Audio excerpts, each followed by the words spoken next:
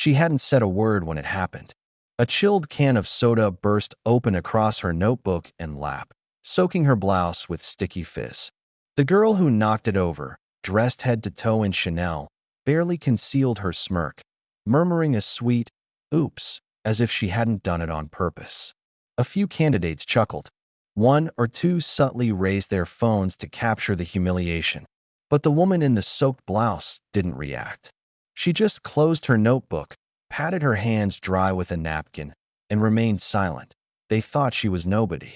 Just another unqualified applicant who had mistakenly found her way into a high-stakes corporate interview. She was clearly out of place. No designer heels, no flash of a pedigree. But they were wrong. Spectacularly wrong. Nora Jennings had stepped onto the 47th floor of Luminate Global's New York headquarters that morning looking like anything but a corporate titan. Her white blouse was wrinkled at the collar, and the light gray skirt she wore was plain, more practical than polished. Her flats were worn at the heels, and her dark hair hung loosely, unstyled, around her shoulders. She didn't wear makeup. No jewelry glinted on her wrist or fingers. Just a weathered notebook tucked under her arm and eyes that had seen the world without needing to impress it. The space reeked of exclusivity. Polished walnut surfaces, gleaming glass walls, and the scent of expensive espresso hinted at a place where only the most polished thrived. The company was searching for a new chief creative officer, and this was the final round of interviews, where names from top firms with global portfolios competed for one of the most coveted titles in advertising. Nora was an anomaly in that room, which buzzed with sleek laptops and press suits. The candidates were high achievers from legacy agencies and Ivy League schools. Their resumes read like curated museum exhibitions, Cannes Lions Awards, TEDx Talks, and Forbes 30 Under 30 features. They whispered names like they were currency, dropped campaigns like weapons. Closest to the head of the table sat Madison Kerr, a platinum blonde with a social media following larger than most startups' revenue. Her blouse alone cost more than Nora's entire outfit. She eyed Nora like she was the hired help. Across from her, Sebastian Drake adjusted his tie for the third time in 5 minutes. His hair was perfect, his smile practiced, and his resume thicker than a paperback novel. They dismissed Nora the moment they saw her. Just another stray resume. A filler candidate to round out the numbers. "Are you here to interview?" Madison asked sweetly. "Or refill the water cooler?" The room laughed. "I think she brought a notebook instead of a pitch deck," Sebastian said, smirking. "Maybe she's here to take notes." A woman in sharp stilettos and a crimson blazer leaned toward Nora's notebook, lips pursed in mock pity. "Is that handwritten?" "Vintage." More laughter. Someone asked the staffer arranging water pitchers to bring her a Coke. It was delivered with a sheepish smile. Madison accidentally knocked it over seconds later. The fizz exploded across Nora's blouse and pooled in her lap, soaking the pages of her notebook. Phones angled subtly to capture it. Someone whispered, "I give her 10 minutes before she cries." But she didn't.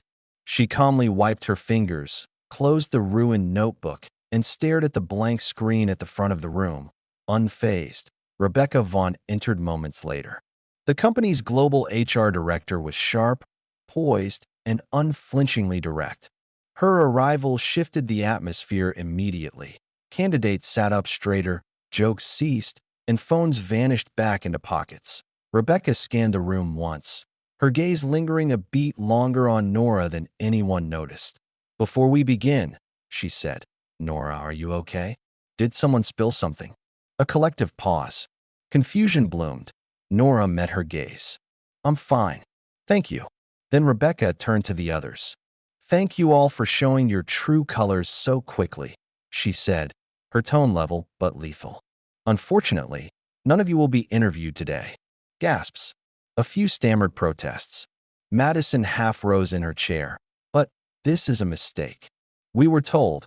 Rebecca silenced her with a raised hand. "You were told the CEO would be selecting a candidate for the new creative lead. That part was true, but the person who will be evaluating you is already here." She turned to Nora, her voice gaining weight with each word. "Ladies and gentlemen, Meet Nora Jennings, founder of Engine Digital, architect of our entire media backbone, and as of last week, Chief Executive Officer of Luminate Global. The room imploded into stunned silence. Sebastian's smile cracked. Madison turned gray. The woman in red fumbled with her resume. Rebecca tapped her iPad.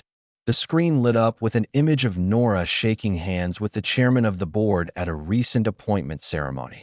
The press had been kept quiet. Nora's rise wasn't a publicity stunt. It was a recalibration. She built the system this company runs on, Rebecca continued. She's worked behind the scenes for nearly a decade. And today she wanted to see what kind of people we've been attracting. She didn't need to say more. Nora stood slowly, the soda-stained blouse still damp. She opened her notebook and flipped to a page, the crinkled paper loud in the silence. I wrote down the names of those who think power comes from pedigree or clothes, she said. Those who laugh when they think no one is watching. Those who measure worth by Instagram followers or designer shoes. She looked directly at Madison, who now seemed to shrink beneath her own image. I came here today not to be evaluated, but to evaluate. Not to interview, but to see who I'd want beside me as we reimagine the creative vision of this company. She looked around the table, locking eyes with each candidate, and I found out everything I needed to know. Without another word, Nora walked out, her notebook under her arm, the remnants of Coke sticky against her skin, but her composure intact. She didn't need to gloat. The truth had done the work for her. Rebecca gave the room one final glance. "You'll hear from us," she said, "if necessary." Then she left, heels echoing across marble. Behind them, the silence was suffocating. Madison stared at her lap. Sebastian's tie suddenly felt like a noose. The woman in red whispered, "We didn't even see her. She was right in front of us."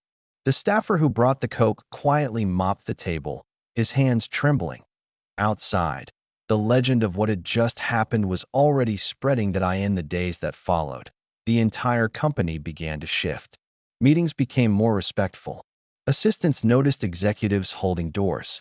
New policies emerged around inclusion and character-based hiring. Nora never referenced that meeting again. She didn't need to. From her office on the 50th floor, she continued building. Quietly, powerfully. Her team grew, not with pedigrees, but with people who understood the assignment. People who didn't laugh when someone spilled a drink. Who didn't mock a handwritten notebook. Who didn't mistake humility for weakness. The conference room where it had all gone down remained untouched for weeks, as if it had absorbed a message too sacred to erase. Employees walked past it with a little more awareness. A little more care. One afternoon, Nora sat at her desk, flipping through the wrinkled pages of the very same notebook. Notes still legible despite the soda stains. Observations, sketches, ideas. She smiled faintly, not because of what she'd proven, but because of what she was building next. The city sprawled outside her window, impossibly vast. But for the first time in a long time, she felt entirely in command of her own space. And she didn't need to prove a thing to anyone.